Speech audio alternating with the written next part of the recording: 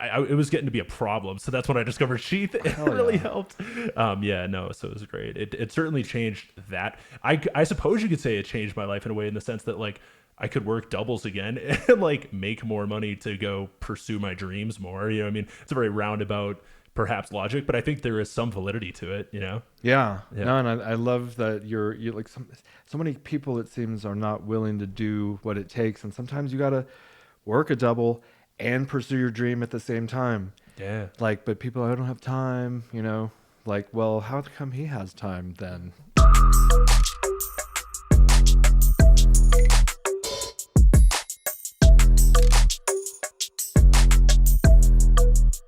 You ain't got no alibi.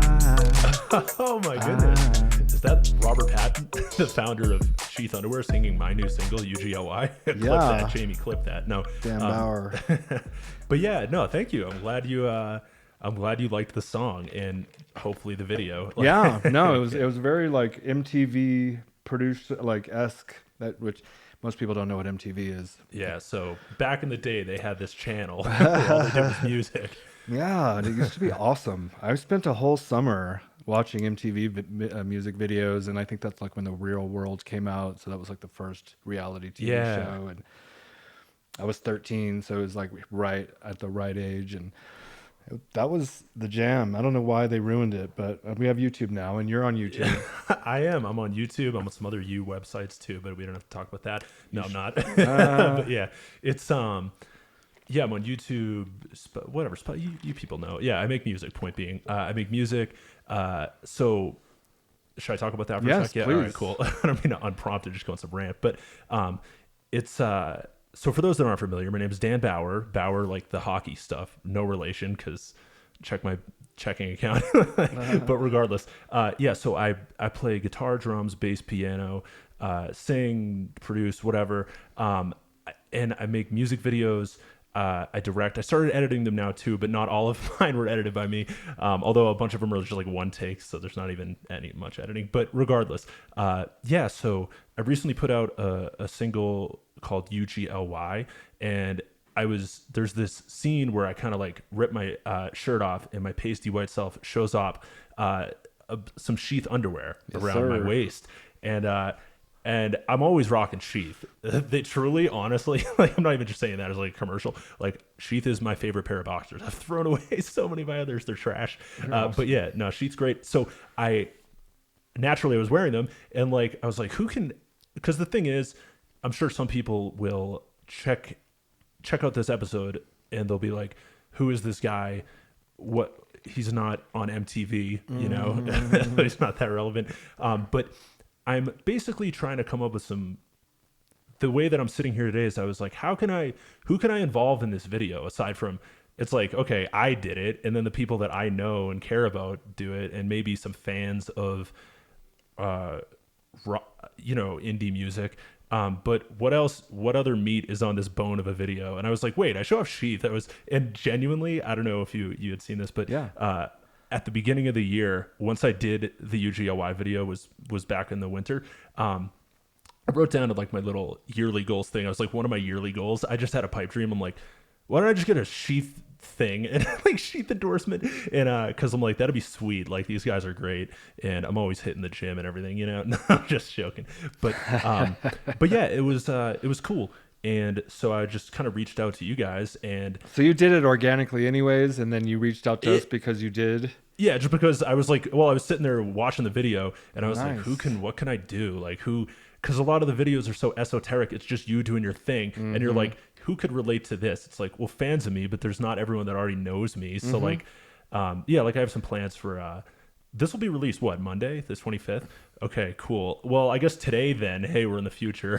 How about that nuke the other day? No, but it was, I'm going to be dropping, I guess today, my next music video is this song called Ass Like That Too, which is a kind of the sequel to Eminem's Ass Like That. Yeah. Except it's not hip hop at all. And it's actually a song about life, love, and self, whatever, parody. Nice. But yeah, but there is a puppet version of me in the video, as there is with Eminem's Ass Like That music video. And it's Isn't that with Akon or something? I think you're thinking of Shake That. Oh, okay. Yeah. Shake Okay. That Ass for Me. Okay. Can we say Shake That Ass for Me Yeah, on this go ahead. channel Why on not? MTV? There's only a few little youngins that watch. Yeah, cool. Anyway, sorry, I'm going on a rant, but yeah. Anyway, that's how we got in touch. The UGLY video, and yeah, it's been great. Yeah, but like the funny thing here is you wrote it down, and then it happened. I Danifested it. Yeah, Danifest. Or something. Dan Bauer. Who's the guy from 24? Jack Bauer. Jack Okay, Bauer. so I don't know if actually whatever. I'll give him a shout out. The hell.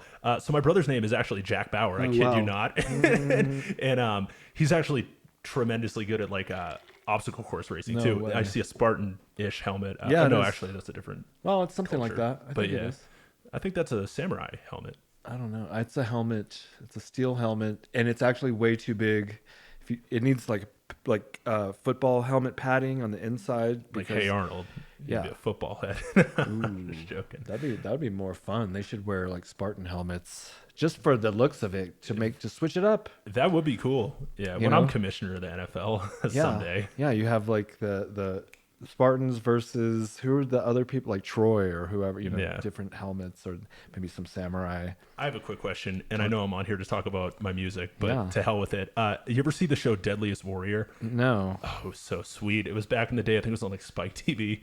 Shout out to reruns of Spike TV shows. But they had they would do things like you were saying, like the Spartans, and who did they face again? And I was going to say the Mayans, but I'm like, that's so wrong. Yeah, that's But- pretty wrong. But they made a show. I kid you not, they had this show. If they Yes, and it was called Yeah. like they would have like pirates versus like knights or like different, or I don't even know, like it just different Samurai cowboys. versus cowboys, Yeah, they'd so, have yeah. things like that, and I was like, this is so sick, and they'd give you like a breakdown of all their stats, and the episodes were all an hour. I was like, this is amazing.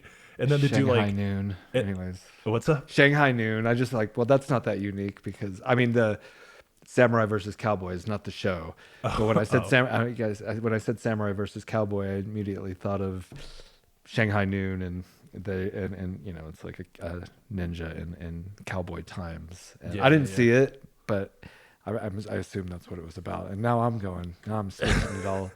What Guys, we're gonna take a quick pause and watch the entirety of that movie. We'll get back to you. Yeah, we'll put a clip on here. Link in the show notes. Yeah. But like manifesting, I thought that's kind of like this show.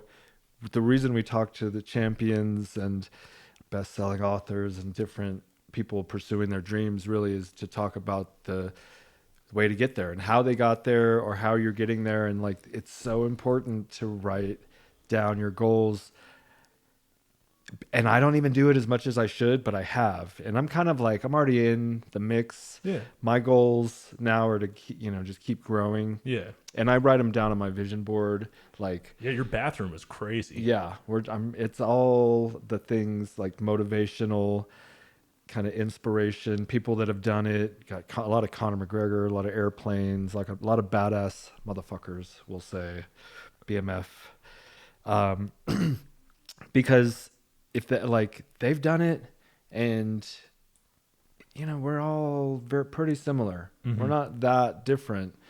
So it's a matter of what are they doing differently, and Yeah. let's do what they're doing Yeah. to an extent. No, I hear you. Like there are some, I suppose, characteristics that a lot of these there's a thread that weaves commonly through all these disparate people, and whatever their specialty is, they just got it like that. You know Yeah. what I mean? In a certain way. Some people have it naturally. Like I was talking to Malice, and I'm like, "Hey, do you ever read self-help books?" And he was like the antithesis of self-help or doing more than is asked of you. Like that's one of the rules in my book, The Think and Grow Rich. Not my book.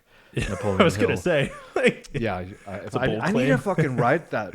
I need to write a book. But yeah. Shout out to Michael Mouse, by the way, who also loves my song UGLY. Anyway, yeah, he does. no, he doesn't. He's also an underwear model though, and you're both. we got modeling that in common. Sheath. Yes. Actually, you're welcome. Yes. Yeah. Yeah. He's For so all the cool. extra. He's a fucking gangster. I fucking love Michael Malice because he goes so hard for us and it works. He's an intellectual. Yeah. People look up to him, and those are the kind of people we like to work with. Also, is like you're at the tip of the spear, or that's like a triangle, and people like not below you, but that you hang around that are kind of like still in the matrix. They look at you and you're kind of like breaking through, and like, what is he doing? Oh, he's wearing sheath underwear. Okay, that's one thing I can do. Yeah. I mean, and people have said it changes their life, which is insane, but I've heard it so many times I don't discount it. As someone who discovered sheath underwear while working as a server a couple years ago, when I was working, well, I'm not trying to put it like that, but a couple years ago I discovered sheath and was working as a server on like the patio on doubles sometimes. So like I'm out there waiting tables from like, I don't know, 11 a.m. to like 10 p.m. Nice. In like 85, 90 degree weather, whatever. And I'm like, it was getting to be a problem. So that's when I discovered sheath. It really helped. So it was great. It certainly changed that. I suppose you could say it changed my life in a way, in the sense that like I could work doubles again and like make more money to go pursue my dreams more. You know what I mean? It's a very roundabout perhaps logic, but I think there is some validity to it, you know? Yeah. No, and I love that you're like so many people, it seems, are not willing to do what it takes. And sometimes you got to work a double and pursue your dream at the same time. Yeah. Like, but people, I don't have time, you know? Like, well, how come he has time then? Yeah. Go to the spice aisle. Like you restructure shit to the point where you have the time. And maybe like when we started Sheath, I moved in with a group of the people that for the most part still run Sheath with me to this day. Mm-hmm. I've since moved out, but it's like collaborating, pulling your expenses. Mm-hmm. So because inflation is real, shit's fucking getting crazy. Yeah, it's 9.1%. Anyway, explain what do you mean? Nothing. I probably shouldn't talk about it on a podcast. Well, they say that the CPI, the Consumer Price Index, that's how we gauge. When you see in the news, they're like, "What's inflation?" It's 2%. It's whatever. And these days, 9.1%. And what that is a measurement of the basket of goods that the government has constructed to say, okay, this is what the average consumer probably needs or will spend or is expected to spend or whatever. And compared to that same basket of goods and services or whatever, how much more expensive is it this year versus last year? And that's how they derive that number. Yeah. Is it 9.1% or more? It is reported officially as 9.1%. And every time I go to and I'll say that, and I agree 100% with everybody who calculates those type of things. They are all doing the best work they can in life. But also, I think every time I go to the gas station, I keep thinking, this is only 9.1% more expensive. No, I'm just joking. It's way more. So I'm just saying they say it's 9.1%. But to your point, 100%. Yeah. But to your point, the inflation is real. So you got to kind of do what you're doing. Yeah, inflation. You got onto that somehow. We were talking about you got to do what you got to do. Yeah. Make time. Yeah. So you have to work more just to pay the bills. Yes. But then to break free, you got to do that extra step. And I mean, you're making music, you're putting it on YouTube, you've been doing it for a few years now. It's really good. You're very talented. Appreciate that. Yeah, it's catchy. I like shit where it's like you can, I don't know, like almost mainstream, kind of like pop type shit. And I'm not saying you're pop, but I do like pop. And I'm a bad boy. No, I'm just joking. It's pop-ish. It's just got a catchy like hook, and I like that. And my boy Steven, I think, is who you kind of started. Shout out to Steven. Yeah, messaging back and forth. He comes out with some shit, and I might be biased, but I like what you guys are putting out. Yeah, and thank you. Yeah, I could easily be on the radio if that was a thing anymore. Yeah. I guess terrestrial radio, yeah, for sure. Like FM or certainly AM probably do not get much play these days. But I hear you. These days, the thing is, you got to figure out how to get it on, like, I guess, no, there's really no one way to success. I don't want to sit here and... But collaborating, I think... is a big thing, but in my sense, it's tough because I'm such a control freak, like in the sense that I do play all the instruments and produce it. my Zach Zyla Audio mixes and masters my stuff. One of my friends from back home, and but beyond that, it's not like I'm really consulting anyone in that realm. Sorry, you had asked me. I was saying this because collaborating. Yeah. So Yes, I don't have it. It's something. The songs to me, I know like people will of course out of the millions and millions that will be watching the Ass Like That 2 video that comes out today. Like they'll think it's kind of jokey and there's a puppet and UGLY was kind of goofy and whatever. Like they are, but I think there truly are songs with heart. Like I really try to write like I feel like I've been through some downs for sure. Certainly not as bad as some other people, and I'm not trying to I'm not trying to be a victim or anything, but I think that's the whole point of my music is like I want to just very rawly and candidly just talk about that type of stuff, but don't put a negative downer self-pity spin on it. And I'm not chastising anyone who would feel any sort of way. I was depressed for years, you know what I mean? Like we go through it. Like, oh yeah, it's not. I just started counseling again. Don't be hating. Yeah, shout out to what's your specific doctor's name? I'm just joking. I'm just joking. Yeah. But yeah, I think it's important. If nothing else, I would like to hopefully be the voice, or not like I'm not trying to be some like whatever, build me a statue or anything like that. But I would like people, the message of my stuff I create, to resonate with people as you can embrace the bad. You don't have to make it your identity and like be somber about it forever or for years and sometimes you gotta, I wouldn't be here today if I hadn't had those lows. That's fine. But, just embrace it, like, and pick yourself up, I mean, for me, when I'm down, if I can remember, which I usually do, I don't think I did last time, which is why I'm back in therapy, but I remember life is a wave pattern, and it's ups and downs. And anytime you're at a low, it's going to get better. It always has, it always will, but you're there now. But like that, knowing that it's just this too shall pass type thing is comforting. The downside of that is when you're at your peak, I guess, when you're peak, like everything's great. You just won the UFC championship of the world. You're going to lose that belt at some point unless you retire. But metaphorically, on top. Yeah. But then you're out of the game, and that's no fun. Like Henry Cejudo just retired triple C, but he's coming back because he's like, he wants attention. Yeah. And he's still young, like wait. I mean, and some people wait to retire till it's too late. Some retire early. Shit. You have to just keep hustling. You always have to hustle. But life is a pattern of waves, and you're always you got to push through it, regardless, because this is America. and like we were talking earlier, like nothing's ever like you'll make it to the top, but then you always want more still. Yeah. I think what I've realized, it's, what's funny is like now I'm 31. So and I kept thinking for a while, like, damn, I was like worried about like getting old or whatever. I'm like,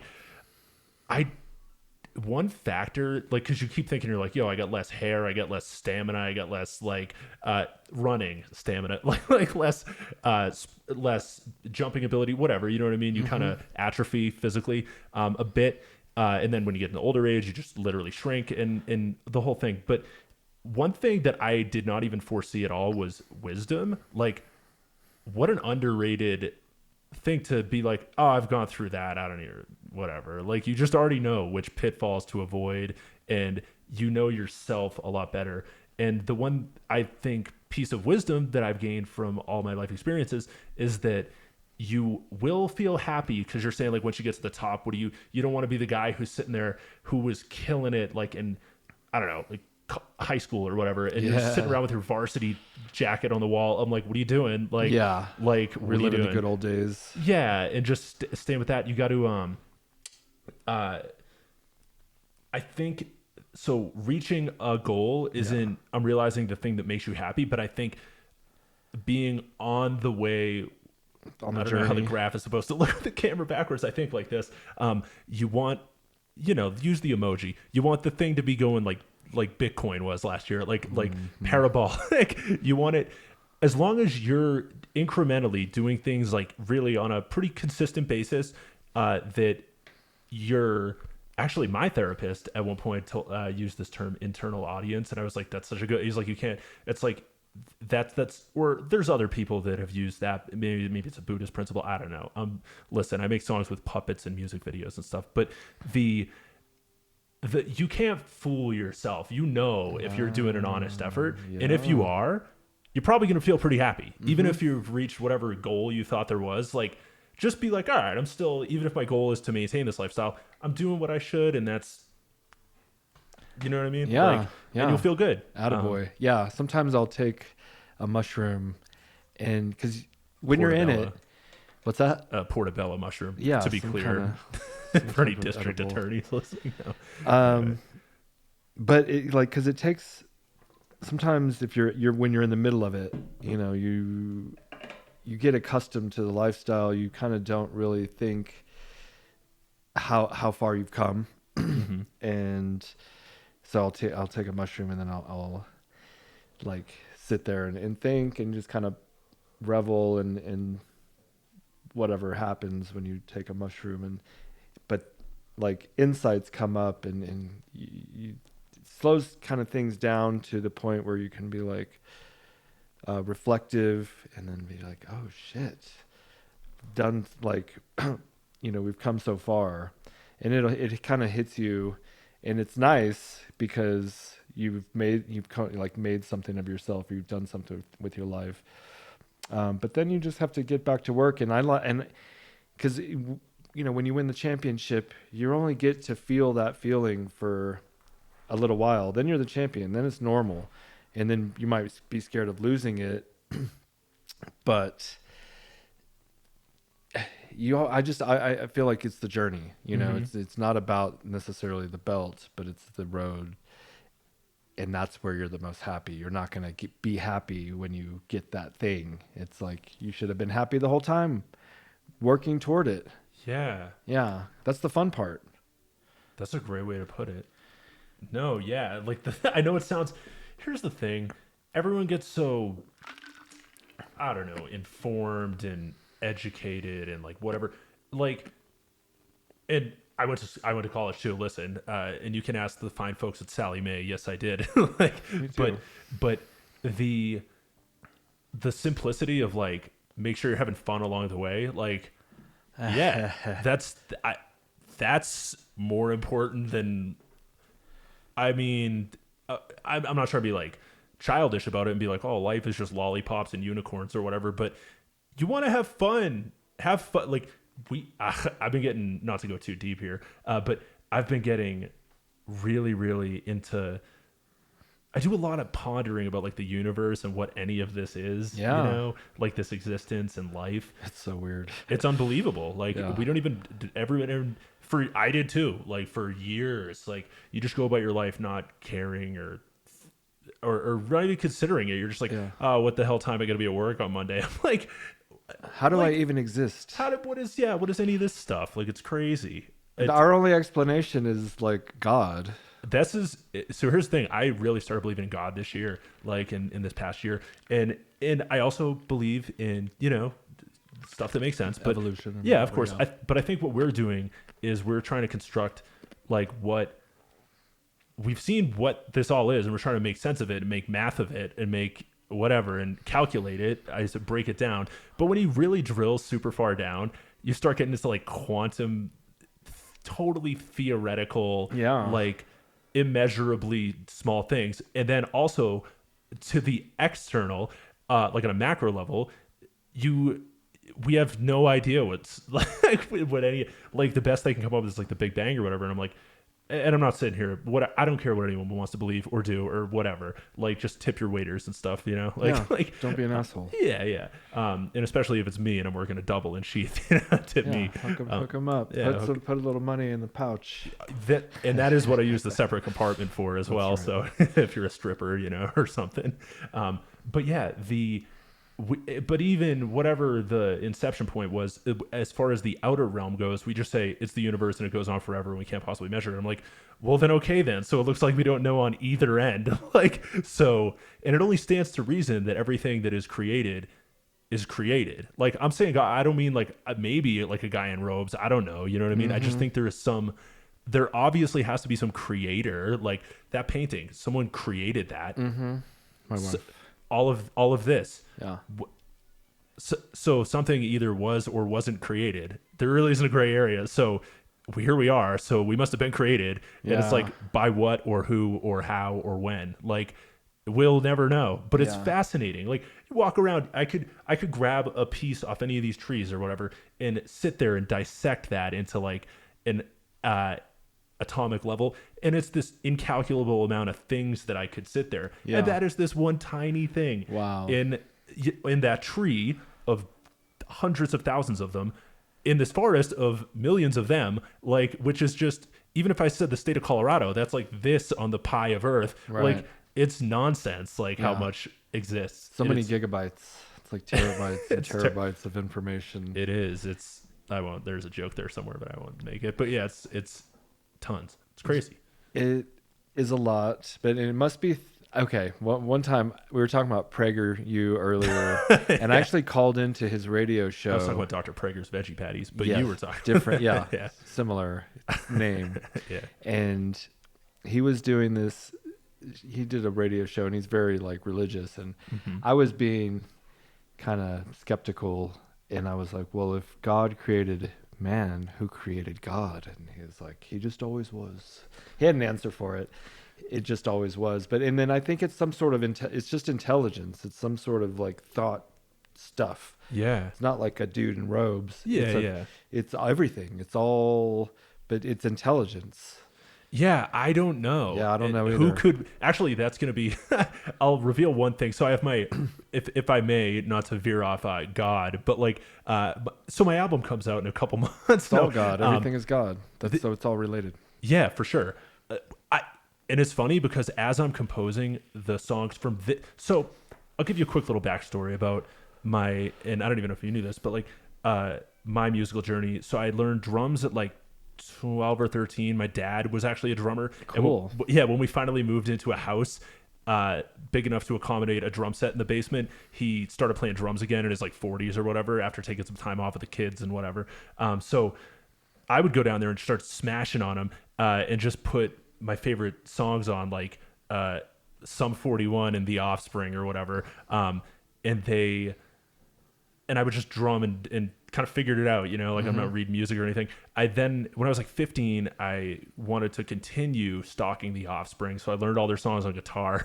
Cool. And by the way, I don't even really listen to them anymore, but anyway, and actually surreally, my last album got reviewed on some website who then reviewed an Offspring album, and mine got a better review, and I was like, this is bizarre.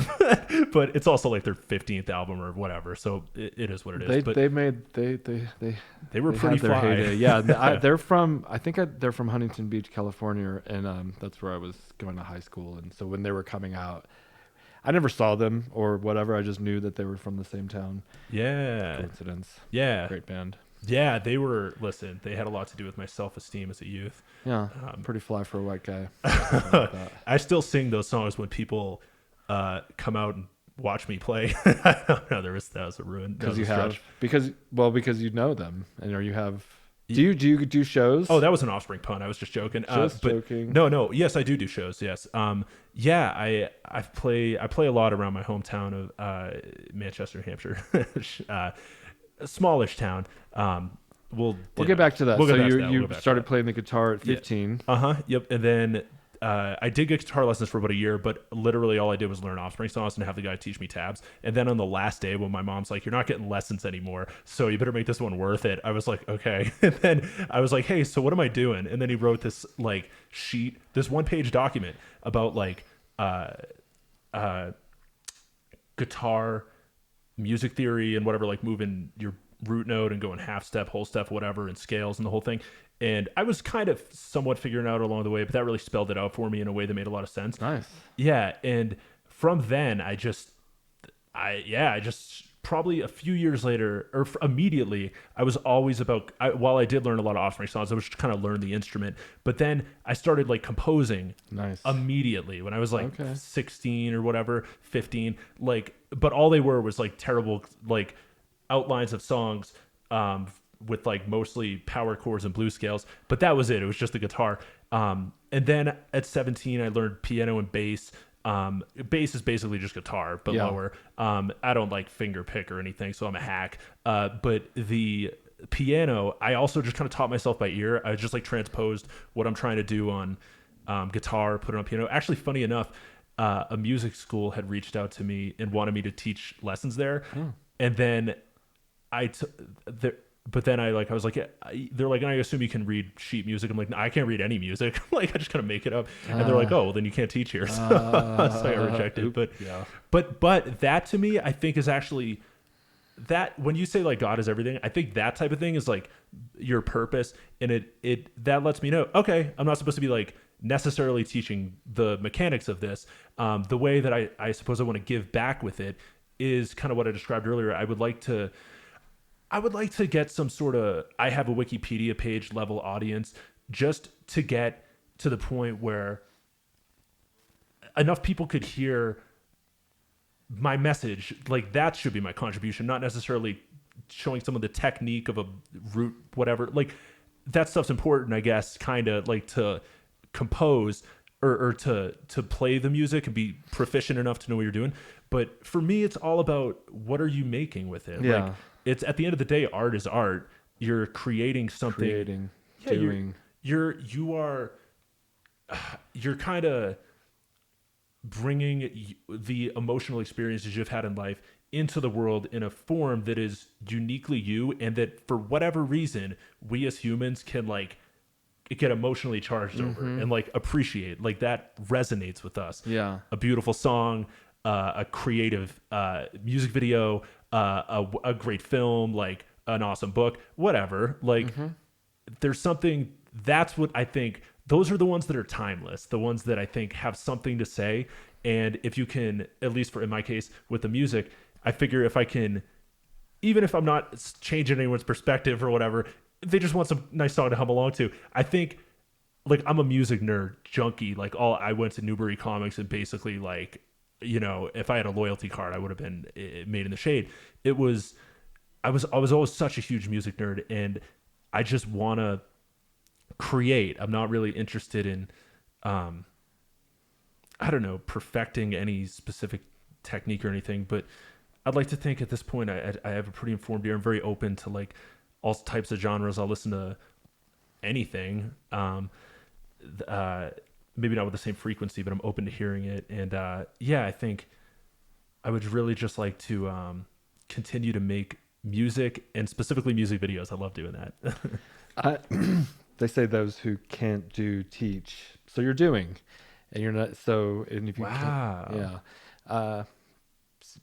just leave that to someone else who doesn't have the creative expression flowing through them that you have. They learn how to do the thing, and then they can teach other people how to do it, but they never really let it flow through them in a creative way where they're making their own thing. But that's what you're doing. And so you need to focus on that and let them teach, and those that can't do teach. So when how do you get like a hook and stuff? Does it, It's wild. Actually, I mean, I don't know if this would show up even on camera, but like even on the way here, like 20 minutes ago, like I'll sit in my car and just just come up with like whatever, something that pops into my head. And then I'll sit there and what I'll do now is like, I'll speak into the phone and be like, okay, and then I'm going to use a woodwind instrument, and I'll do like on this particular one that I just came up with an hour and a half ago. I was like, all right. And then I'm definitely going to use the brushes on the snare or whatever. And like, I'll be like, yeah, make it kind of sound like this, whatever song from Gil Scott-Heron album. Like, I got it. Like, it's bizarre to me that they just kind of pop up. I would say some of that happens, but some of them is also like when I just sit there, most nights, and I know you had a piano here too, but most nights for me, I sit there and I play piano in a certain mood. And it's there's nothing like it. Yeah. There's nothing like it's it. Synchronicity. Everything is like, you're touching the keys and it's playing the thing. And really, when you're in tune with it and you know the sound that is about to come out of the key before you play it, like you're connected. It's really nice. Yeah. And sorry, just to answer your actual question. So I think a little bit ties back to the question about creation and that whole thing. Why do these songs come into my head? Like, what purpose would that serve functionally in life? You know, what is, if nothing else, that should show me it would seem that there is something I ought to do with that. Like, why, like, the more I've been doing it and like talking about it and just kind of living it, the more I'm realizing I'm like, I don't think that's that normal. I don't think most people are walking around like with fully produced and composed songs in their head. I'm like, I'm not saying like I'm whatever, but you're special. You're the one. More ways than Neo. one. Yes. But no, I'm not like some oracle or whatever, like the world's muse. But like, maybe if you're into bombastic indie pop, but yeah, I don't understand why this is, but I just have to go with it. You know, everything else and not to disparage teachers or whatever, like you were saying. Yeah, no, I'm just kidding. But you're a conduit for that. Like, things flow through you. People that like have done this before. I mean, they talk about how they're just a vessel of. I actually agree with that 100%. Yeah. not to be haughty about it. Like, I do not walk around with some inflated ego or anything like at all. I have red hair, you know what I mean? Let's be real. But I do feel that way. I feel like this isn't, you know, like, okay, so I don't have the biggest audience or whatever. That's fine. I would still like to get one, but I want a meaningful one. I don't care at all about like some bot fans or bot listeners and that's the thing that's tough. All I want to do is create, but I'm my own like, you know what I mean? I'm sitting here like trying to figure out how to beat these algorithms and like you were saying, collaborate. Like who can I, like, there's common approaches where you're like, hey, listen guys, why don't we do a split song, or I'll sing the hook on yours and then your audience will hear mine and blah, blah, blah. And I think that stuff is just not what I want to do. I want to create. Yeah. I want if it's not calling to you, I want to express myself. There's more than, one way to skin a cat and stuff. Yeah. And we'll do that after the show. Yeah. I got a couple cats, couple in the cage. strays. Yeah. They're meowing. Yeah. Annoyingly, dead ass. I donate to the ASPCA. I don't want you people to think I'm like. We've taken so many foster dogs. It's not even funny. In fact, one of them just died the other day. It was just really sad. Wally. Shout out to Wally. Damn, we won't get on that. Yeah, he was a good boy. Like, one thing that stuck out on like what you were saying about just stuff comes to you is, like, I'm looking at your shirt and you have this arced star pattern, and like I see everything now through the eyes of underwear and like some kind of underwear design. So that could be like a waistband. Yeah, that'd be cool. I feel like your focus is on music, and that's where your attention goes, and that's where, like, so you see everything kind of like through a lens of music, or hear it through a lens of music. And yeah, I'm constantly getting like the amount of times at work over the years and stuff that I've got yelled at about, like, don't be on your phone. I'm like, I'm just Shazamming it. I'm like, I just have to know. Yeah. Like, yeah, I'm very in tune to that frequency. But actually, I want to do something real quick that does speak to what you're saying. This isn't like off topic, but you were saying your focus is music. It ought to be more. So I will look directly into the camera and say I have a year to figure out the music thing. I would like to be where I have a reasonably big sized, a big enough audience to the point where I can pretty much just do music and not anything else. So that it would be sustains amazing. you. Yeah. So how about by the end of 2023, I ought to be there. So January 1st, 2024, I want people to flood my inbox and tell me I am a failure if this doesn't happen. I'm not a failure, but no. Anyway. Well, and when you do something and you put your whole heart into it, or your whole soul, whatever, that would translate into your next venture anyways. So it's not like you wasted all this time on playing basketball when you were a teenager when you should have been studying. That's me. Like Look where it got you. You're that work fine. ethic. Yeah. I put everything. I wanted to be in the NBA, and I was so like short and white and slow that I had to try 10 times harder just to be average, and I still sucked. Yeah. And that work ethic then translated into my day jobs. I had day jobs from like 21 to 25, corporate shit, which was cool. And then that's when I joined the Army, because it was kind of going nowhere. I was doing like human resources and payroll and just benefits administration. Cool. It was decent for the time, because I mean, at least I wasn't like flipping burgers type thing, with nothing wrong with that. Yeah. But because I did that too, and you we gotta start all somewhere. Yeah, and we all kind of go through these phases, and then I went backwards almost. And when I got out of the Army and started SHEATH, then I went and got these weird odd jobs where I'm delivering Chinese food and cleaning golf carts at a golf course. Tell me that. Just to pay the way, and so that I wouldn't take money out of SHEATH, so that it can continue to grow. Because at first, and still for the most part, everything that we make goes right back in. We pull out our paychecks, but that's pretty much it. I'm not like stacking millions. Mr. Beast, do you know who he is? Yeah, the YouTuber. I don't really watch his content much, but I'm aware of who he was. I know he's on Joe Rogan recently. Exactly. And that's where and then a couple of my neighbors' kids, we watch them sometimes, and dude's watching Mr. Beast videos for like 5 hours, and I'm like, what is this? And he's on my account, so then it comes up on my feed on my YouTube channel, and I'm like, okay, so I watch it. It is pretty captivating. Yeah. So he has something figured out there, but he talks about how everything he makes just goes right back in. Yeah, I was very impressed. Again, I don't know the guy at all, but I mean, that's another reason why I like listening to Joe Rogan as well. Like, it's very cool. You just get to hear people just talk for hours, just explain their lives. Yeah. And it's very freeform. There isn't some huge agenda or anything. It's kind of like, I used to like watching, I mean, talk shows are insufferable, but I remember Craig Ferguson back in the day was, I thought, so hilarious. And one of the things that I respected so much when guests would come on, you know how they have the people, and if you're one of these mainstream guys or whatever, they'll sit there, so you're in this movie, what'd you think? And now and then they'll politicize it or whatever. What they have, what Craig Ferguson did, he had like his guest would come on, he'd be like, okay, and then take the notes and rip them up and be like, so what's going on? And like just talk. And I'm like, that's so refreshing. But from that, you get to have a lot of unfiltered insight into someone. And I guess Mr. Beast, doctor, if he completed that degree, but I was like, he seems like a good dude. How would I have ever known that?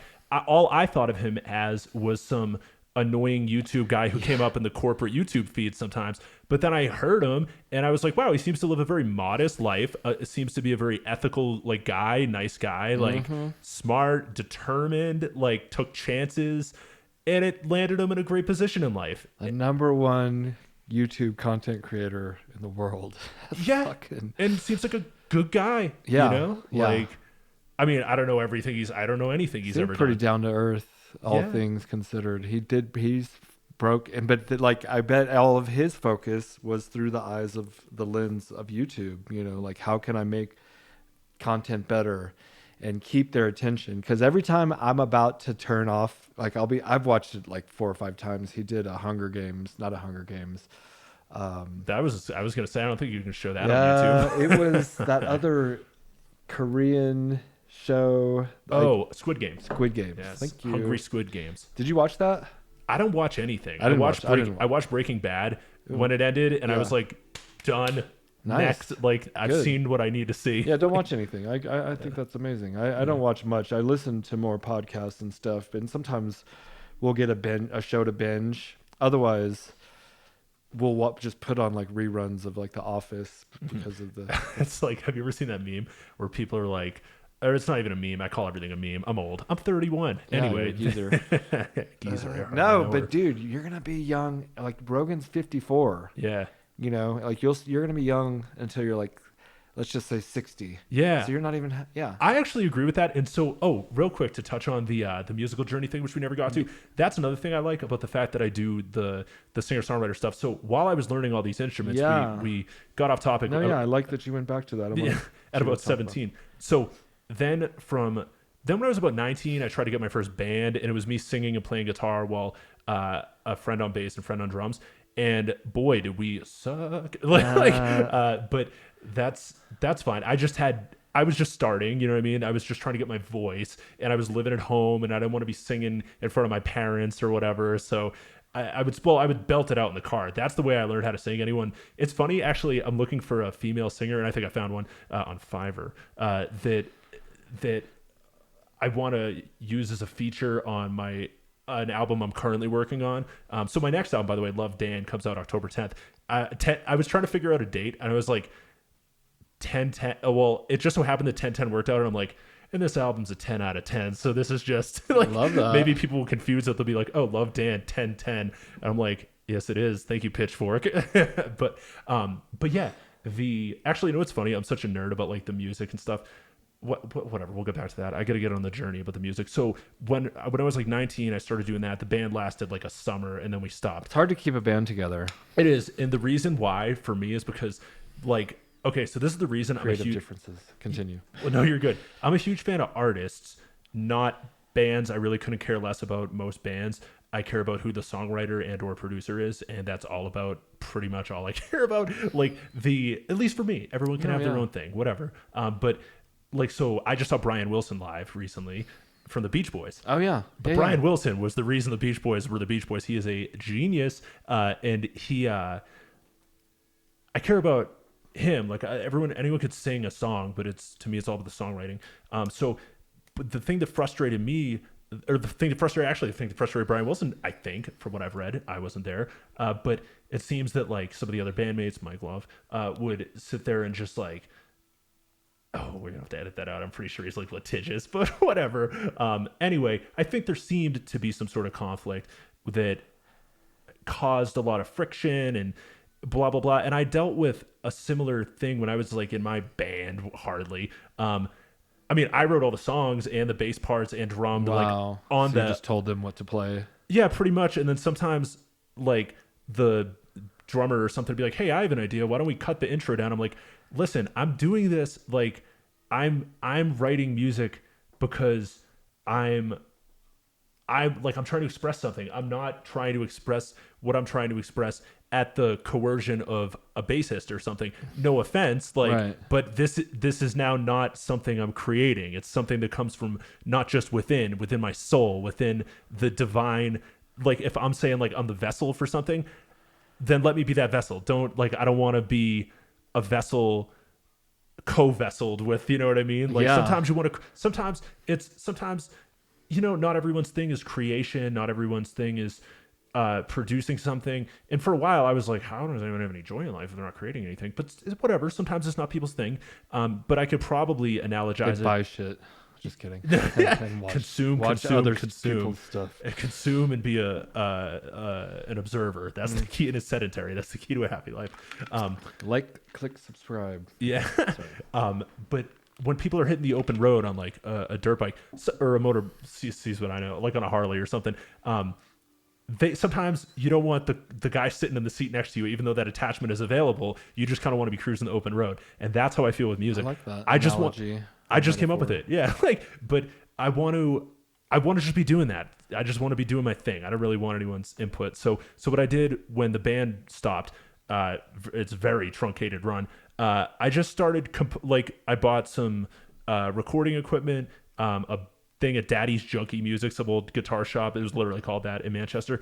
And now I go to the Music Mill in Manchester, a great shop. But I bought this recording equipment and then just started plucking around. I'm like, all right, I'm going to make some layered songs. I was actually jamming on piano one time with one of my friends, and he knew I was playing guitar. He's like, you know what? You should record those sometime and layer them on each other. And I was like, yes, I should. And so I went out and started doing it and just started making like really cringy bad songs for like 5 years. Songs that, I mean, I won't say they were cringy and bad. They were important in my progression. But it was wild. I would do some that were like hip hop because I was really big into rap. I would do some metal ones, some ska punk ones. I was a big Sublime fan. I would do ballads, like Modest Mouse type style ones. I would do whatever, but they weren't that good, and my singing wasn't that good either. Then when I hit about 24, I got dumped by a girl, and then was like, you know what? I'm going to be a famous rapper. And so, because I was trying to concentrate with music, I was just going under Dan Bauer, and I was like, okay. And I would like hit up strangers on the internet, of course, to try to find like fans. And I'll be like, hey, you want to check out my stuff? I see you like Eminem. And then like they click on my stuff and they're like, bro, this is like alternative. What are you talking about? This isn't even anything. So I was trying to do all these genres under one thing, and it was a mess. So at that moment, I was already kind of doing both. And I was like, should I be doing, what can I realistically do? I've tried a band before, and I hate the fighting and the moving parts and whatever. So maybe I'll either do that or hip hop. And with hip hop, it's just you and a mic, and and I used to make hip hop beats too. Like, and I was decibel, you know, cause it like the abbreviation for Dan Bauer is obviously DB, and that's decibels. You measure sound. Oh, nice. It rhymes with testicles and vegetables. So it's an easy fit, an easy fit into sheath. But good plug. I like that. Good job. Thank you. But I don't. It just wasn't working, so I had to separate them. So I did decibel, and so from like age like 23 or 4 to like about 27 or 8, I just did hip hop. I took like 5 years off recording any real songs, but songs that I really played all the instruments on, while I was making hip hop beats. And I felt like Kanye, where he's like 5 beats a day for 3 summers. Yes. And I did deserve to do these numbers. I deserve to do these numbers, yes. But exactly. I wasn't at all. I wasn't even getting phone numbers, let alone these numbers. It was not good. But regardless, I still had fun doing it. And Minds of One Collective Genius in New Hampshire, this hip hop collaborative that I was really kind of like part of. A lot of the guys in that at the outset, they were friends that I knew from the hip hop community. So I knew a lot of people from the hip hop community. I was making beats for people. I was making beats for me. I shot like 6 hip hop. I did this hip hop music video. I was so bummed. I kept doing these things that I was convinced were going to like go viral or something. I did a song called Taken Over as Decibel, the rapper. And it was a music video. It was a one-shot music video. So like start to finish, one shot. Oh, and yeah. I'm really cool. I'm really into like good films. Like I love the Safdie brothers and like Paul Thomas Anderson and Tarantino, all these directors. Like I love that stuff. And I just love the way that the shots look. And as I'm directing my own videos, I'm like, I have all these wackadoo ideas. I would love to just make them happen. And I can't really, and same thing. That's the thing about music that really worked out. Much in the same that when I was doing hip hop, I was like, it's just me. I don't have to worry about this. Same thing when I'm directing music videos. I'm like, I'm directing me.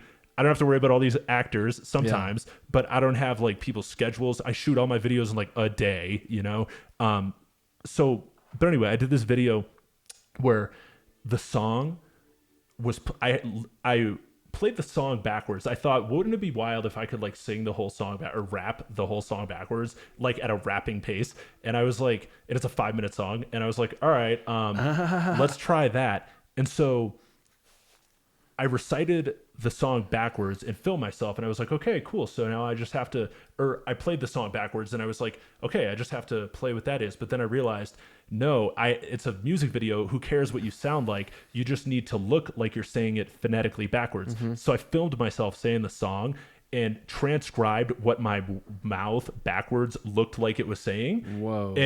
And then wrote that down, and it was total gibberish. None of it was English, or probably That's closest. Pretty cool, though. Possibly German. But it was. I had to recite that, and then I filmed myself back, reciting the jargon forward, and I wanted to make sure it matched the forwards backwards. Wow. But I needed to learn to do that in one take, and so I did this music video where it showed me like having killed a rapper at the beginning, and then rewinds the story backwards as to like why, which is basically, like he got all the attention or won the contest or whatever. But I went and so the video starts at the end and then goes to the beginning of the plot, I suppose. And during that whole time, everything in the world is moving backwards except my lips, which are speaking the song forward, and I was like, oh, this has got to blow up, and nothing, you know what I mean? It's like 5,000 views or something, which I'm very grateful, by the way. I am very grateful for everyone that listens to my music. I know sometimes like I feel like I might be bugging people or whatever, but sometimes you gotta be your own biggest fan. Like there's really no other option. Like and that's why I'm very appreciative for the people that do support me wholesomely. You know, it's great. Like just because they want to and really like the music, and I hope people do. Like that's all I'm trying to do with this. Is just I don't know, but it's just like there's so much fucking content. It's hard to break through, and so. But I'm not saying don't like in a discouraging way, but I'm already discouraged. No, I'm sure. you have to realize that a lot of people are gonna just kind of like fall off because you're on your path, and like 10 people are, you know, for instance, trying to do what you're doing. Somebody's gonna get some girl pregnant or whatever, and have like that's gonna happen. Somebody's gonna get sick. Somebody's just gonna like give up, and it's too hard, you know. Like there's some little sign of defeat. They say like they're gonna give up at the first sign of defeat. Some trip manager says they're not good enough or whatever. My point is, once you quit, it's over. So like, but those who don't quit, you know, you're still in the race, and the longer you stay in, the more you separate yourself from the people that don't have what it takes, type thing. Wow. You know what is funny? It's like the visual of that. When you were saying that, I just kept thinking like you're on like a highway and people keep getting off out on the exits or the exit ramps or whatever. And I'm like, and you're just keep friggin' driving. You know what I mean? Yeah. You don't even know how much gas you have left. Yeah, and you're very talented, and you have good like your videos are like really creative and well shot. And thank you. You have a good voice. That helps. If you don't have a good voice, that's gonna hurt. Yeah, they used to make me do the intercom announcements at Stop and Shop, and then I quit my job over the intercom, breaking up with a girl that I worked with. But whatever, I'm just joking. We're done. Yeah, no, but it was thank you. That's very nice of you to say. I do appreciate that. Yeah. And by the way, speaking of the videos, like as I was saying today, I suppose the day this will come out, that Ass Like That Too video, it's like a puppet version of me singing. So when I was done with my hip hop voyage was when I got my Fragile Widow heartbroken by this girl that I like, kind of the first love type of thing. Mm-hmm. And anyway. And then I got really, really depressed for like a few years after that. It was not like very depressed. Like these girls can really fuck with the mind. Yeah, a little bit, like psych hospital, all of it. It was a mess. Like, but we're good. We're chill now. Like and that's what I attribute a lot of like finding God and everything. I'm like, I feel like I have a higher purpose anyway. This was just part of the journey. Like that's fine. Like I needed to take certain lumps to be who I am. You know what I mean? Mm-hmm. And I think had I not gone through any hardship, and not, again, people have it a lot worse. I'm not a victim. Like, but everyone goes through shit. We can stuff. all find shit to be victims about. Like the richest people, like living in their mansions with their garage full of, $100,000 cars, and they're fucking all depressed. It's like, what is wrong with you? We find shit to be depressed about, or a problem. We always find problems. Like Kanye said, I always find something wrong. He's talking about his girlfriend or whatever. Yes, and Runaway. That's a great song. Such a great song. Yes. My Beautiful Dark Twisted Fantasy was, because like I said, I had my hip hop moment. I don't mean to cut you off, but that was my favorite album for like at least a year. I used to drive around back when gas was less heartbreaking. And I used to just 808. No, that's a different album. No, it'll be someday gas will be 808 a gallon and it will be heartbreaking. And then that album will climb to the charts again. Such a and hopefully we're not in another love lockdown. But yeah, that'd be amazing. Fuck, I'll stop. No, guys should, you'll have anyways. Okay. Like, continue. Okay, sorry, but yeah, I guess to put a real quick bow on that. So I was doing hip hop for like 4 years, and I actually did this video for this song called Filthy, Filthy, and it was another idea that I had. It was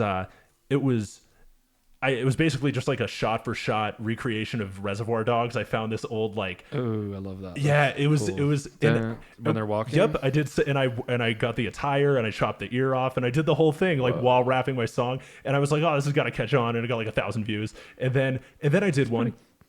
One of my friends, Trevor Finney from Limitless. That's also a really cool Upstarter brand out of Massachusetts / New Hampshire, whatever. I feel like I've heard of it. Yeah, you probably have. Limitless, no vowels, but anyway, he was doing this like one take contest. He used to shoot and he shoots a lot of crazy shit now, but he used to shoot like, starting out, some of the local guys are hip hop videos, or, just be like, hey guys, we're all doing a bunch of one takes today. You want in? And so, yeah, I did one of those, and a lot of people I'm not trying to disparage anyone. There were really some cool ideas and everything. I was very impressed by a lot of the entrance. But what I did, I thought was also very cool. That was the parameters, and like the day before the event, I found out about it, or a few days or whatever. And I had this hip hop song I was working on, and I was like, all right, cool. So I did the music video, and it's a one take, but as I'm walking around, and it's a song called "I'm Hungry," and so I kept having to do. The premise was like I wanted the song. I think it's like the American Idiot music video where the drummer is in fast motion and the guitarist is in slower motion and the bassist is in hyperspeed motion, all in the same frame. Like fucky little stuff like that I love.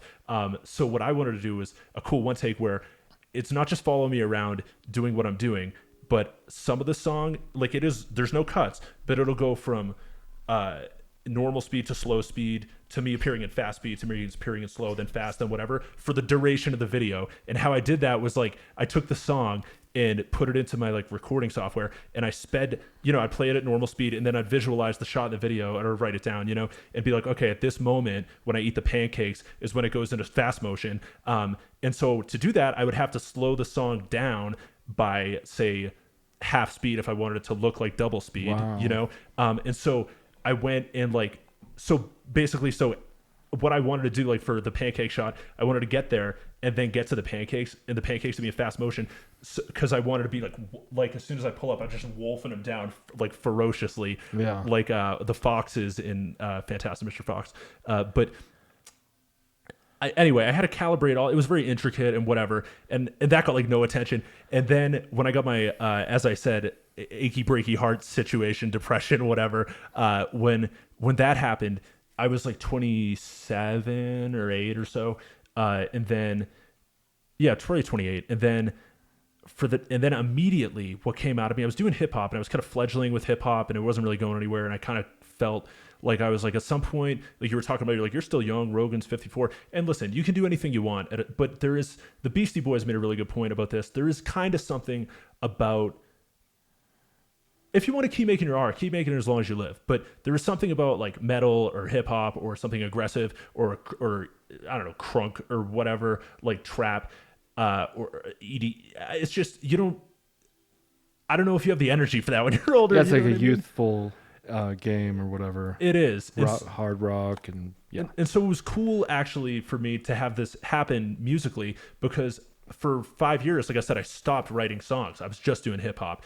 And then I had my moment there, and all I wanted to do, I could not. I was like, I feel like I'm playing a character. What am I on a show here? This is my life. Like, is this the Truman Show? Like, the True Dan Show. But I was like, this is not something that is in my blood to be doing right now. All I can think about is how and what agony I am in, like emotionally. And so an album just came out of me, just out of nowhere. Like I wrote, like it was like 8 songs. It was like 40 something minute album. So it was a real like length album, even though it's only 8 songs, but the songs are all long. And it was one that I just picked up all my instruments and started playing real instruments again. And like, just came up with this album, and called Love Muffin.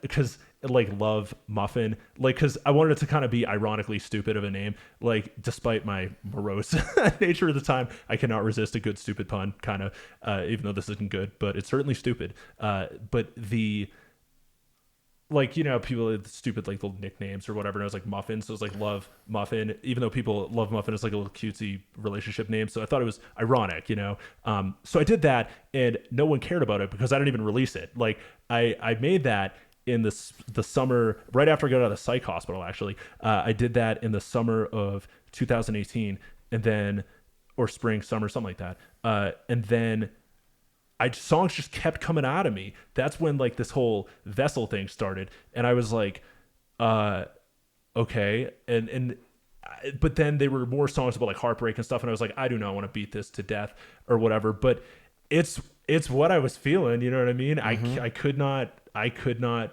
feel anything else. It was something really compelled me to continue writing, and I started writing a bunch of stuff. I wrote this album called The Afterlife, which was, again, kind of like an ironic little thing, because I was in psych hospital, because, not to be trigger warning, literal trigger warning, so like, I almost whatever, but at one point, but Obviously I did not, because here I stand in the SHEATH studio. Sit, by the way, comfy chair. Congratulations. No, thank you. We all go through like dark times, but some more than others. What's that? So we all fuck up sometimes, which is the name of the first song on that Love Muffin album. Plug. But please continue. No, I mean, we get stuck in these thought loops, and apparently you got stuck in a pretty serious thought loop that you had to get out of. For sure. Yeah, and I think my therapy, even though I had real therapy, but like music. It really was. Yeah. It was what I had. Like, what did I have? Like I don't know. I was just so devastated for a while that I was like, man, it gave me purpose. I don't know. Like, and I rediscovered. And it's funny because it started out as a way to express like heartbreak and loss and whatever, and it was for no one. And then I did the Afterlife, which was like the before and after that time in life. Yet it wasn't the actual afterlife because I stuck around. And I really so badly wanted to write an album where I was like, all right, after I do this Love Muffin shit, I want to do this album where it's like all triumphant and it's about like, hey, I stuck around and and I overcame it, but I was still really depressed. And so I just couldn't, and it felt fake. And so instead I wrote an album, actually that I was ready to start doing band stuff again. So I composed the album again. I still like play guitar, drums, bass, piano, everything on produce it, everything on I record it in my bedroom or whatever, but everything on the album, I made so that if I could have like a 4-piece band on set, we could perform it, because a lot of the music that I listen to and am inspired by, like Flaming Lips and some of these more obscure kooky sounds like Beach Boys, Beatles, that type of stuff, like later 66 and beyond for both of those bands. But there's no way you could perform that live. They're just too intricate with all the weird sounds and stuff. So I really, really was excited to start, because I started playing out a little bit and playing all my depressing, sad songs. I don't know who the hell would want to listen to any of that, but I would be out there playing those. And then I kind of got the itch to really start performing again. But I was like, these songs would be so much more powerful. I promise you, people would be more into it if I had a band behind me. And then I started strumming along and doing the band thing. Or I started writing this album, The Afterlife, over the course of, I don't know, a handful of months. Very piecemeal put together, but it was cool because the whole album, and I was talking about this actually on a different podcast recently, and I really do not mean to toot my own horn or smell my own farts or whatever you're saying here, but like the whole album is written in C#, the key of C#, and from what I did at the beginning is over the, like, I wrote a song like that October or November or something, like 6 months after whatever, things were going downhill, and so it was called 6 whole months, but I didn't intend to write a song. I purposely stopped trying to write songs. I'm like, dude, I gotta stop doing this. I gotta stop thinking about this. This is no. Like, go take a walk. Like, but they inevitably just came out of me and a bunch of song ideas came together. And I'm like, well, I'm not doing a whole nother album. So I just wrote this big 9.5-minute song that like all the parts flow together. And I had all these disparate little song idea parts that I probably could have developed each into its own song. But instead, I just wanted to make it a big thing, and I thought I was just going to do a one-off. But I thought it was a cool idea that I strung all the parts together into the same key. So for the whole 9.5 minutes, it's all in C#, So like one part goes into the other part, goes into the other part, goes into the other part. Like you can, like I can and have. And there's a video on YouTube, I think, where I play the song live at Revelry Studios in Manchester. Check them out. But I went to play the song, so you can play the song acoustically even though it's wild production in the studio, but the whole album does that. So it goes from that song into like, it'll be like da-na-na, track 1 because now this day is a da-na-na-na-na-na-na, and then at the end of track 2 it'll be like da-na-na-na-na, we don't know what's up, da-na-na-na, and so the whole thing, like you can play it all in one setting without moving a capo or changing keys at all, like and it goes on like that for like 40 something, like 49 minutes, I think. Whoa. So yeah, and then I did that, and I'm like, and then no one cared either. But and I'm like, I've never even heard an album like that. Like I don't, whatever. But but yeah, it was so I pieced that together, and this time I kind of wanted some, I suppose, commercial ambitions, and not in really in any ego inflating way. Like I want to mean something to someone. I don't that's what I feel like all artists are trying to express or convey some message.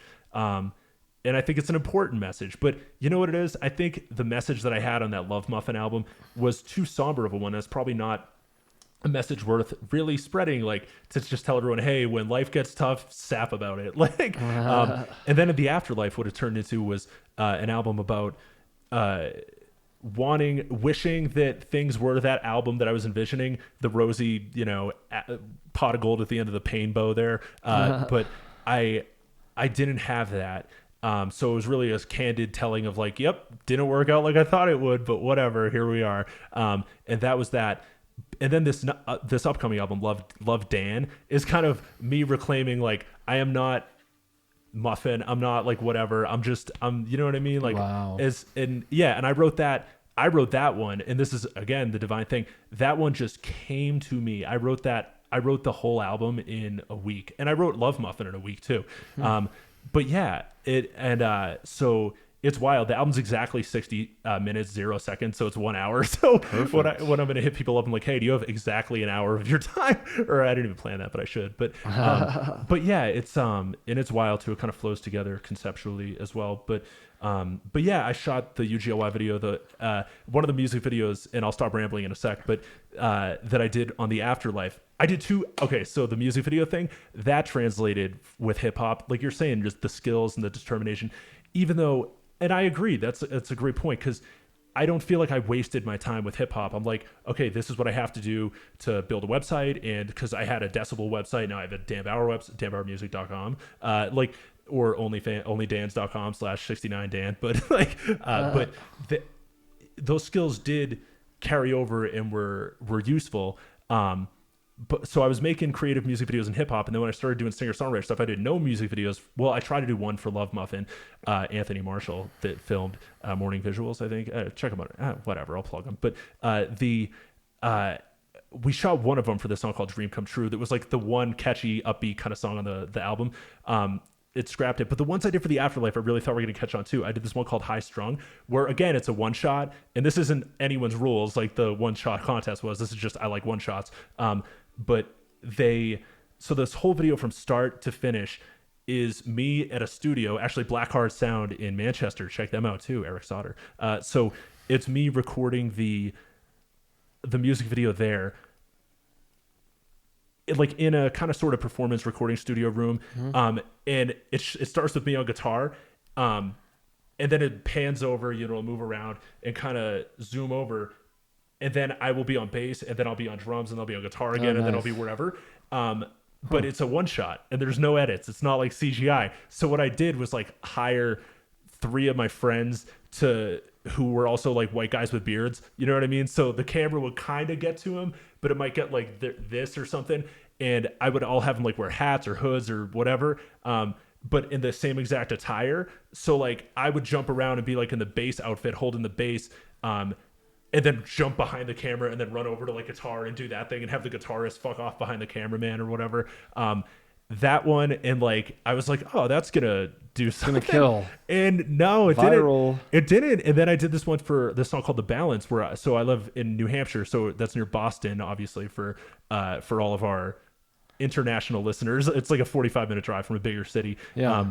And so I went to Boston Common, like a public park area in Boston where there's a lot of street performers and whatever, people having picnics. I've heard of that. I think comedians maybe do something with that sometimes, but maybe not. I don't know. Yeah, it's just an outdoor park. It's like a Central Park, but for Boston, But so I went there and I had this crazy idea. I'm like, I'm gonna get all the street performers to play my song, but none of them know it. So what I did was take the song and put the chords out on like a scrolling app. So like it would scroll, and I'd have my headphone in one ear and their headphone in one ear before I could afford AirPods, which I still can't afford. I have some knockoff brand. But if you Raycon. Just kidding. Yeah, shout out to Raycon, my other sponsor, Raycon and Energizer. I get that bunny money. Yo, that should be my thing. I get that bunny money. Yeah, we need that bunny money. My song Snuggles, too, I thought could have been the Snuggle fabric softener commercial, but that's neither here nor there. We'll take Duracell. Just kidding. Okay, well, never mind. It doesn't matter. And this will be the end of it. But I did the balance video, and I went up with my tabbed document, and they could hear the song. I'd have them listen to it once, and then they'd sit there on whatever their instrument was and just kind of play kind of play along to it. And then what I did was I went around the whole like the park and found drummers, found like guitarists, and then I even went up to this one guy with a phone app that's like one of these piano phone apps. So it's just a piano on a screen. Yeah. And in my song, I play like the bells on the real or the xylophone or something on the Zach xylophone on my on the real production. Okay. But then when I go to the park, I didn't really have my laptop with me or MIDI instruments, so I just like handed the guy, oh shit, whoops, sorry, I accidentally did the emergency phone call thing on my phone. But help.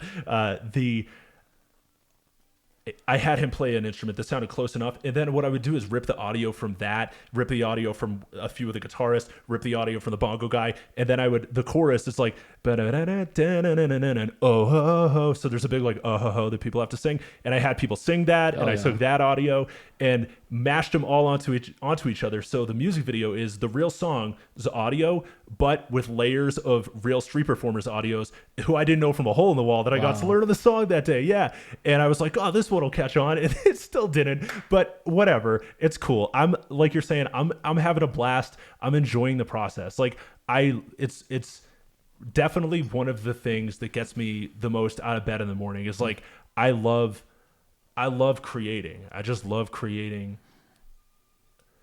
and trying to like do things, again, not to be a douche about it, but like doing things that I think are like kind of innovative or like are unique, or I'm really not, even with my music, like people ask me to describe my sound. You could describe my sound maybe in the last couple albums pretty easily, but on Love Dan, none of the songs sound like each other. And it's just me trying to create whatever comes out. I'm not trying to sound like what's hip or what's cool or like get any features on my thing or use like modern sounding whatever. I don't care. Like I just want to make good art. Like that's really all I care about, you know? Dan Bauer, ladies and gentlemen. That's you clearly have the passion for what's happening, like what you're doing, and that's super important. A lot of people don't have they're not the vessel. They're just the observer. And we're all the observer at one point in our lives as well. And we all are the creator of something great at one moment in our lives. Hopefully, whoever's out there. Thank you. Just because I worked in a cubicle, I flipped burgers. He's done like manual labor jobs, waiting tables. I can't support myself off my music fully yet. No, I'm still grinding. And you'll break through the algorithm. I find that giving money away seems to help for some reason. Yeah, I haven't started that yet, but like we watch these guys and they'll be like giving away $1,000 to some homeless dude or whatever, or just for being nice on TikTok. Obviously, you can't just be giving money away that you don't have. All right, listen, we're talking 4 digits here, folks. No, like no. I got a lot of pennies. That big old, that'd be kind of funny. That was actually, I'm going to give credit to Tommy McNamara. That was a similar joke to what he has in his stand-up. That's probably where I got that from. Anyway, some comedian that I saw one time who's hilarious. And love the new Bill Burr special that just came out was really funny. I haven't seen it. The Netflix one? Yeah, the Comics Who Kill thing? No, it's his own special. Okay, I haven't seen that. Yeah, maybe it is Comics Who Kill, but he takes Friends Who Kill, whatever. He takes a lot. He takes some stances like he does, and he killed it again. He usually does. I saw him back in like 2010 in Concord, New Hampshire, at a community college when he had hair. Oh wow! Yeah, it was like I remember he had those little locks. I was like an OG. Well, as a fellow thinning redhead, I get it. Like, but yeah, I was I was a big fan. I don't know how I knew about him or anything like that, but yeah, I mean that's not like crazy early, but now he's doing like freaking Madison Square Garden or whatever, and yeah, it's wild. You know who? Obviously Sheath. Tim Dillon's hilarious. I've seen him a couple times too. Yeah, me too. I met him up in Denver. We're gonna be on another episode here in August. We're excited to see what he will do. I'm jealous. I'm not jealous of many men, but I'm jealous of his producer Ben Avery. Yeah. I think dude, your job. Like, can you imagine like getting paid to just like chill with like Tim Dillon? I'll be like, dude, this is the best. Like, it's hilarious. But yeah, actually, the funniest thing, like, I don't know if you've ever, one of my favorite clips of that is when he's sitting there and he did this. Okay, so I'd never ever try to like steal riffs or anything like that. And I hate it when like comics steal jokes or like when whatever people are, but as someone who used to sample and make hip hop beats, but one of the things that I thought was a hilarious instance of parallel thinking was that I, for a while, Sebastian Maniscalco. So I will just talk like recklessly crude in a Sebastian voice. Yeah. Like, and I would just like even to myself just as a joke because I just think it's funny. Are you a fucking idiot? Yeah. But but much crasser than he is. Yeah. And then one time I came across a clip, and also ironically, I sing most songs like Pearl Jam and post grunge a lot of times. I'll be like, "Oh, what a wonderful world," like for no reason. But Tim Dillon also did that, and he was like Sebastian. He's like he had some sort of bit where he's talking about Sebastian just getting blue, just getting like really like crude at some like award show, and I was like, I think about that. I've been thinking about that for years. That scenario is hilarious. Yeah, like, I would love to see Sebastian just lose his snap, shit. just snap. Like what a big live event. He keeps it together. Him and like Brian Regan, and Yeah, he's a and clean Gaffigan. Those guys keep it as clean as you can kind of keep it. But I like it all. If it's a good joke, funny's funny. I agree. That's like the meter. Is it funny? Good. If it's not funny, Meter, I hardly know her. No, that's yeah, not funny. that's pretty good. But yeah, the like I've heard. I'm not whatever biologist, but whatever the hell lab coat would determine this. The laughter I've heard is involuntary, and from my lived experience it kind of seems to be like what you find funny, you just find funny. It is what it is. Yeah. It's like who do you find attractive? You can't help that, you know what I mean? Yeah. By and large, it's personality, looks, whatever, but like whatever characteristics, that's just what you're into, you know what I mean? Like same thing with what do we say to talk to Tim get onto Dillon. this? I don't know. Tim Dillon. No. Oh, Sebastian. Yeah. Oh no. Yeah. What you find funny. What you find funny funny is funny. just involved. You just find it funny. Yes, So like, yes. I agree. Like with the same thing with how I listen to music. I'm like, if this gets me going, I don't care what it is or who made it. And I think the same way is just in life. Exactly. Like, I don't need some big name dude song. If it's a good song, it's a good song. I totally agree. Yeah. Like some of my very favorite songs like are from super rando artists. You know what I mean? And I want to get to like that level. I want to get. You know what? I would like to be at a level where I find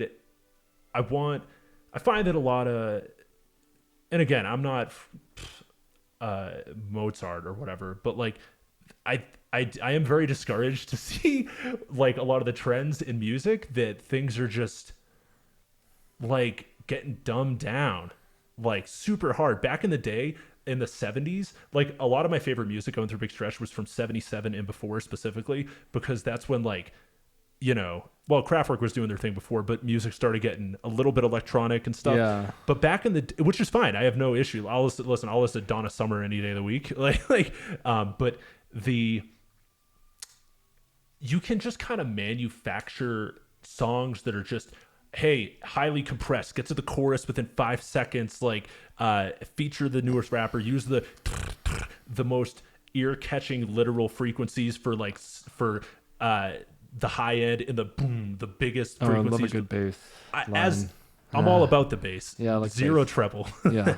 But yeah, like a lot of it, and I'm not I suppose I am the old man yelling at clouds right now, but like I listen, like I love 808s and Heartbreak, and that's a very unconventionally composed album.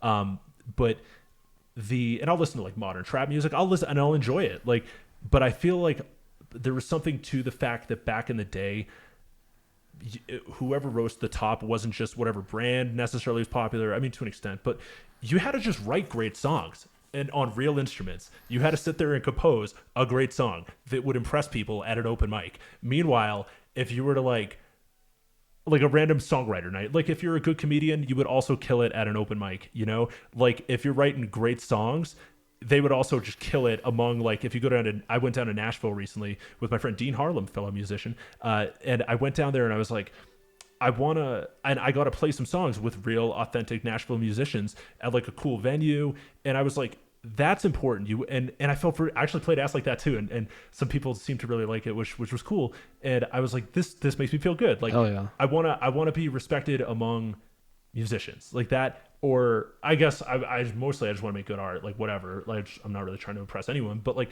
I want to I would like that. That would be cool to make music that kind of brings us back to a time when you can be popular. And I'm saying like everyone that's popular is devoid of talent. Of course not. But I think some of the authenticity, like the songs on Love Dan, like they're everything I write on either acoustic guitar or piano while I'm singing.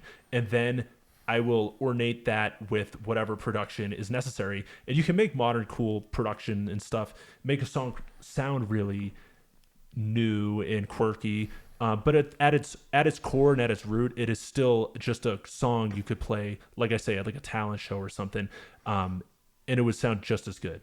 I'm trying to find this dude who he makes his own music. The fuck is his name? Songs. This is horrible. I shouldn't be doing this. No, it's fine.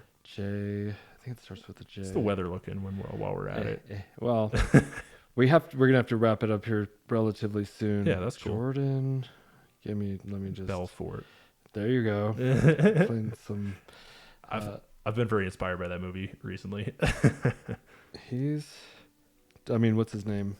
Well, that dude's out of jail. That's pretty crazy. He like still looks good. Jordan Belfort. Yeah. He's doing podcasts. He's doing like the podcast circuit, and then Leonardo DiCaprio, of course, is the actor. Yeah. That's annoying. Because I feel like you can, you can do your own thing, and that is cool. Like if you're